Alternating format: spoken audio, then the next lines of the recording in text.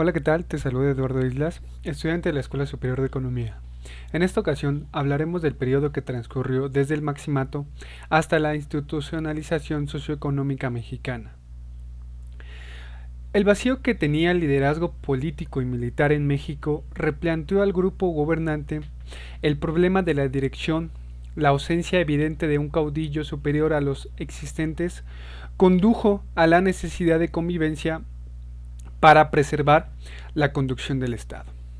Este conjunto de condiciones políticas del momento impuso la necesidad de implementar un aparato de cohesión de los caudillos que al mismo tiempo se legitimaría como instrumento de poder al convertirse en el único vehículo de acceso al Estado. La realización de este proyecto cambió las reglas del juego político al invalidar la búsqueda del poder a través del ejercicio de las armas, la clientela y la guerra.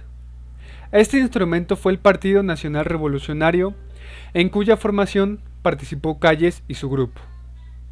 Esta nueva fase política que redefine las modalidades del liderazgo y la clientela se realiza al afiliar al Partido Nacional al caudillo con toda su causa agrupada en organizaciones políticas, laborales o agrarias. Entrando ya a los periodos a analizar, podemos decir que el Maximato es un periodo histórico en donde el Estado pierde un amplio margen de autonomía frente a la clase dominante acosada por el gran crack, la cual, ante la necesidad de salvar la economía nacional, se obligó a plegarse a decisiones fundamentalmente de clases. Un paso importante en el incremento del poder de Calles en relación a la periferia y al poder local de los caudillos fue el retorno a la no reelección como regla del juego político. Esta le permitiría romper la permanencia en los puestos políticos de algunos miembros de los poderes locales, ampliando así la negociación de los candidatos. Pero el proyecto recibió su sanción legal con enmiendas constitucionales de marzo de 1933, con la que se retornó a la no reelección del presidente y gobernadores. El desarrollo de la correlación de fuerzas, en la que Calles juega un papel central, lo llevaron a consolidar el partido como el principal vehículo del ejercicio del poder. La centralización por esta ejercida requería de la transformación del organismo que aglutinaban partidos en el organismo que diluyera y disciplinara a los grupos que representaban a los poderes locales. Durante el Maximato se fue gestando un nuevo tipo de relación entre las organizaciones obreras y el Estado que derivaría años más tarde en la institucionalización del movimiento obrero. Uno de los problemas posteriores que se le presentó al grupo de Calles fue el de mediatizar la disidencia reformista interna, la cual se exigía desde los grupos obreros y campesinos. Esto se buscó mediante la implementación de una estrategia que lograra encuadrar los movimientos obreros y campesinos, dándole al Estado la capacidad de marcar el sentido y el tiempo a los fenómenos sociales y sobre todo conservar su hegemonía política. La hegemonía callista intentó asegurar su futuro marcando los límites del gobierno de Cárdenas a través del llamado Plan Sexenal. Encargado de la comisión redactora del proyecto, el senador Casillas y el presidente del PNR, Carlos Rivera Palacio, así como promoviendo de nueva cuenta el surgimiento de la lucha anticlerical para crear en las transiciones del poder una coyuntura de conflicto que hiciera indispensable a Calles como hombre fuerte y posible figura conciliadora, además de obligar a la cohesión del grupo gobernante frente a un problema externo y mantener las jerarquías de poder establecidas. El primer proyecto callista surgió en la discusión del plan sexenal, en los cuales los reformistas lograron imponer la orientación ideológica de la revolución que concebía a la vinculación del Estado con las masas a partir de las reformas y cambios en las modalidades de la organización social, sin alterar su sentido sustantivo, pero que modernizaba las relaciones entre los factores de la producción. En la redacción final, el plan sexenal recuperó sus líneas esenciales de la concepción ideológica de la Revolución Mexicana, a excepción de la hecha en lo relativo a la educación, que se caracterizó como socialista. El proyecto ideológico de la sociedad plural y del Estado fuerte inventor de calles que trató en un mes antes de la toma de posición de Cárdenas, con el llamado Grito de Guadalajara, utilizar una vez más la careta anticlerical para presentarse como abanderado de una supuesta revolución psicológica, una nueva fase de la Revolución Mexicana, cuyo objetivo sería erradicar la nefasta influencia del clero sobre el pueblo de México. En estas jornadas jugó un papel principal Tomás Garrido y sus camisas rojas, quienes llegaron a provocar choques sangrientos con católicos. Los enfrentamientos entre católicos y anticlericales se desarrollaron también en Guadalajara y Monterrey, ciudades en donde, donde las federaciones estudiantiles tuvieron que realizar manifestaciones en contra de la educación socialista. Esta educación socialista fue la expresión de la movilización social. Aun y cuando la injerencia católica era abierta en el terreno de la orientación educativa, en el cual el grupo cardenista se pronunció por una educación socialista a la que caracterizó, según la reforma del artículo 3 constitucional, de la siguiente manera, y cito el artículo: la educación que imparte el Estado será socialista y además de excluir toda doctrina religiosa,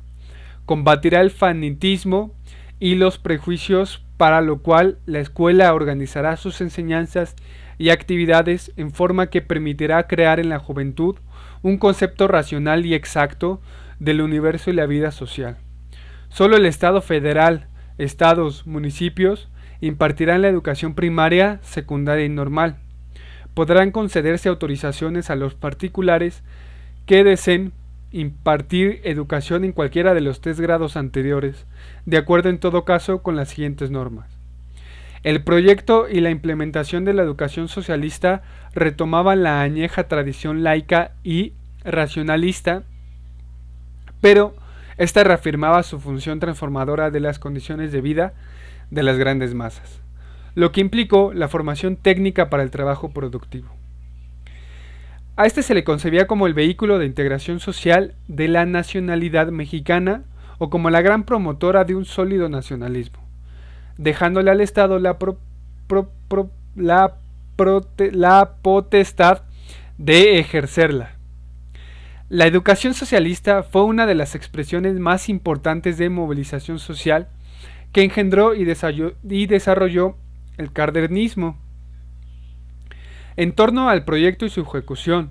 sus alcances y objetivos, se escenifica una de las grandes batallas ideológicas de la historia contemporánea del país. Todos los matices y grados de todas las izquierdas y derechas se enfrentaban en múltiples argumentos a favor o en contra de la educación socialista. El problema de la educación pasó a ser una convicción y una militancia de todos los bandos que disputaban un proyecto nacional. Esta contienda polarizó 2 principales perspectivas intelectuales sobre ese problema, ambas convicciones de la que la educación era la piedra angular de la transformación social, lo cual se gestó en un nuevo tipo de hombre. El 13 de abril de 1935, Cárdenas firmó su posicionamiento pro-obrera en la entrevista que concibió al periodista y al senador Ezequiel Padilla. En esta, el presidente afirmó que apoyaba la lucha de clase obrera para mejorar sus condiciones de vida. El general Plutarco Elías Calles inició sus declaraciones con un supuesto paralelismo histórico,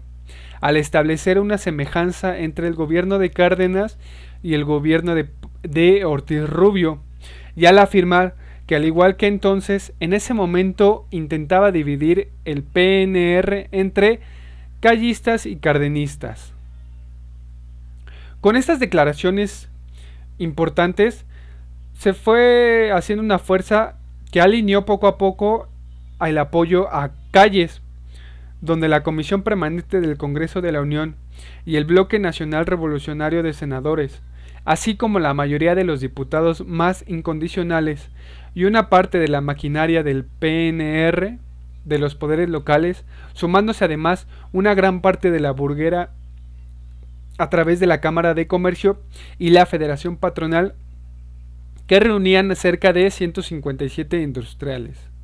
Una postura similar asumió la Confederación Campesina de México. El sólido apoyo que recibió Cárdenas selló la alianza entre el gobierno y organizaciones de masas basadas en la confluencia de objetivos prioritarios. Esta alianza marcaría el inicio de la segunda fase del gobierno, fase que se caracterizó por el gran impulso a las reformas económicas. Estas reformas contribuyeron a un factor de consolidación del Estado porque fueron al mismo tiempo un elemento que fortaleció a los grupos y corrientes políticas que se encargaron de implementar el proyecto cardenista. La realización de este proyecto implicó que recuperar para el Estado sus bases y encuadrarlas en el partido, pero también generó una capa social encargada de administrar los instrumentos de control y ejercer la dominación social, imponiendo las reglas del juego, las sanciones y la violencia que sustentaba dentro de las unidades productivas en donde se conformaban los grupos o clases. Las necesidades de consolidar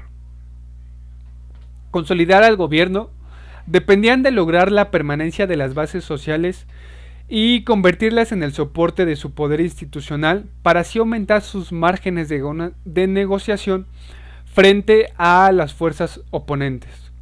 Esta coyuntura planteó la necesidad de reorganizar el aparato político que hasta entonces había permitido la cohesión del grupo gobernante, el Partido del Estado. La cohesión política implicaba a las nuevas circunstancias históricas vincular al Estado con sus márgenes de autonomía relativa según la composición social y la fuerza política que la dirección representaba. A las organizaciones de masas surgidas en la última década, crear las condiciones para la organización de nuevos sectores o replantear el peso y el papel de otras organizaciones y grupos con fuerza, de tal manera que el partido vino a ser el espacio político de gravitación del conjunto de fuerzas más significativas del momento. El 30 de marzo de 1938 inició la Asamblea Nacional del PNR, del Partido Nacional Revolucionario, que dio origen a una nueva forma de encuadrar a las fuerzas políticas a través de 4 sectores que constituirían el Partido de la Revolución Mexicana. Estos fueron el Obrero, integrado por la Confederación de Trabajadores de México, la CTM, la Confederación Regional Obrera Mexicana, la CROM, la Confederación General de Trabajadores, la CGT y el Sindicato Industrial de Trabajadores Mineros, Metalúrgicos y similares de la República Mexicana, y el Sindicato Mexicano de Electricistas, el sector campesino, compuesto por las ligas de comunidades agrarias, a cuya cabeza estaba la Confederación Campesina Mexicana, y los sindicatos campesinos de diversos estados de la República. El sector popular, formado por 10 ramas de artesanos, colonos, comerciantes, concesionarios de transportes industriales en pequeño, cooperativistas, agricultores, profesionistas e intelectuales, trabajadores no asalariados y burócratas, y por último el sector militar. La política de industrialización implicó el apoyo y respeto de la burguesía nacional como factor clave de su realización. Este proyecto impulsó la necesidad de enfrentar a los monopolios extranjeros y a sus respectivos gobiernos a través del Estado revolucionario. Este último transformó en tutor y se convirtió en el escudero protector de la incapacidad congénita de la burguesía nacional de lidiar con la arena de libre competencia. La inviabilidad histórica del grupo callista deriva de los fundamentos de haber llegado a ser el representante del sector lifundista tradicional que se convirtió en subordinado frente a la emergencia del industrial. Esto se mostró en los cambios operados en el sexenio, con los que confluyeran la modernización del aparato y dominación, y con ello se crearan nuevas formas en la representación política y la expansión industrial. La cuarta década cerraba la fase constitutiva de la que había sido primera grande revolución del siglo XX, y a través de los caudillos, sus clientelas, sus partidos, sus reglas de juego político con sus asondadas y alianzas entre los señores de la guerra y sus convicciones populares, su mito sobre lo social y sus utopías irrealizadas. Ellos serían a partir de ahora en el mundo del fascismo, de la guerra entre los imperios, la sustancia prima de un pasado épico ideologizado que apuntaba a un Estado con bases socialistas cautivas, promotor del desarrollo industrial y tutor del neolatifundismo. Celoso del guardián de la unidad nacional, manto ideológico que cubriría de las inclemencias de la historia a los nuevos vencedores.